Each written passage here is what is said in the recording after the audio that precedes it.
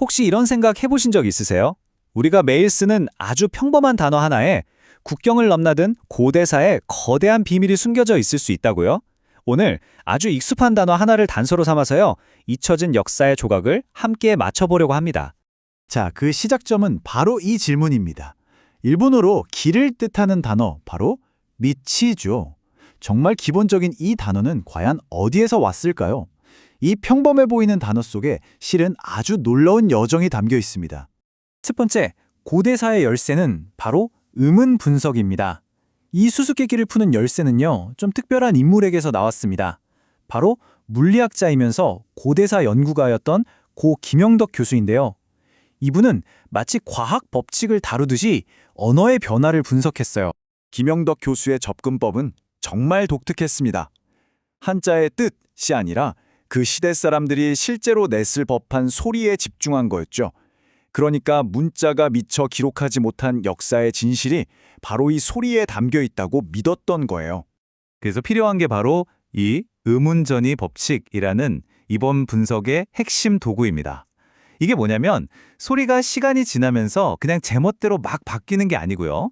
일정한 규칙, 그러니까 예측 가능한 패턴을 따른다는 개념이죠.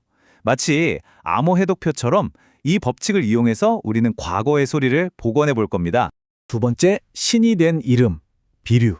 자, 그럼 이 음운 법칙이라는 열쇠를 가지고 첫 번째 문을 한번 열어볼까요? 놀랍게도 백제의 한 왕자 이름이 일본의 신 이름으로 남아있는 흔적을 발견하게 됩니다. 이 이론은 한국의 비류라는 이름이 일본의 후르와 직접 연결된다고 말합니다. 딱 보기엔 전혀 다른 이름 같잖아요. 그런데 이게 과연 어떻게 가능한 일이었을까요? 핵심은 아주 간단한 음운 규칙에 있습니다.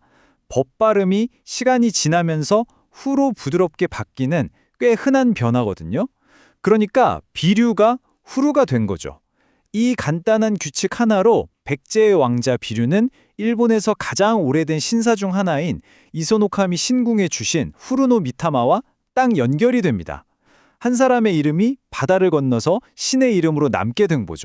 세 번째, 곰의 흔적을 따라 구마 지명으로 가보겠습니다.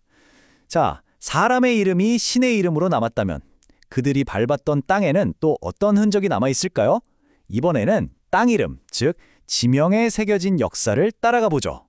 이번 연결고리는 바로 곰을 뜻하는 소리입니다. 한국의 고대 수도를 상징하던 소리가 어떻게 일본의 아주 넓은 지역 이름으로 남게 되었는지 그 발자취를 한번 추적해 보겠습니다. 여기서 결정적인 단서는 백제의 수도였던 공주의 옛 이름 고마나루입니다. 이 고마라는 소리가 일본으로 건너가서 구마가 됐다는 거예요. 구마모토, 구마노 많이 들어보셨죠? 이 수많은 지명의 뿌리가 된 거죠. 정말 놀랍지 않나요? 마치 소리가 고대인들의 이주 경로를 보여주는 지도처럼 남아있는 셈입니다. 네 번째, 길의 기원을 찾아서.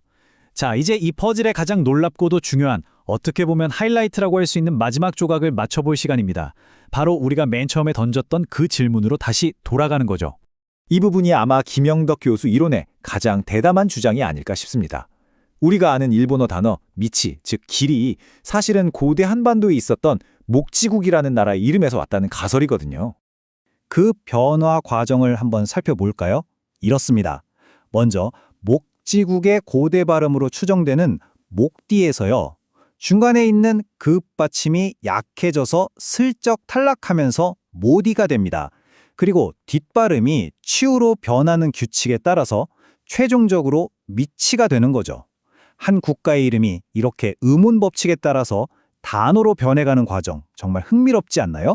이 해석이 담고 있는 의미는 정말 엄청납니다. 그러니까 목지국에서 온 이주민들이 단순히 새로운 땅으로 가는 길을 개척했다, 이게 아니고요. 그들 존재 자체가 길이라는 단어가 되어서 일본어에 남았다는 뜻이니까요. 자, 마지막으로 언어에 남은 역사를 정리해 보겠습니다. 그럼 지금까지 우리가 맞춰온 이 퍼즐 조각들 있죠?